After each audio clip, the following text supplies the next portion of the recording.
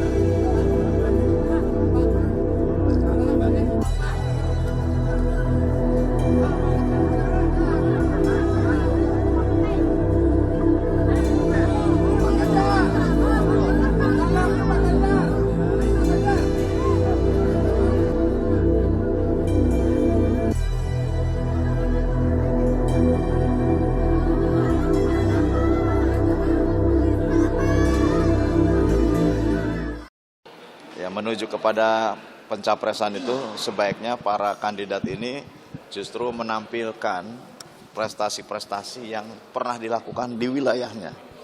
Mas Anies menampilkan bagaimana keberhasilannya dulu di DKI Jakarta. Pak Ganjar juga Mas Ganjar ya. Mas Ganjar juga sahabat saya waktu di DPR. Tentu juga bisa menampilkan kinerja-kinerjanya di Jawa Tengah. Pak Prabowo juga bisa menampilkan bagaimana prestasi kinerjanya di Kementerian Pertahanan.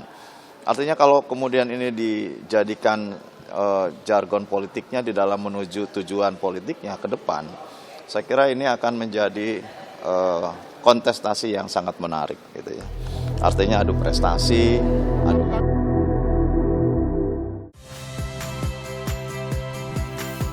Saya Radi Saputro. Saksikan program-program Kompas TV melalui siaran digital, pay TV dan media streaming lainnya.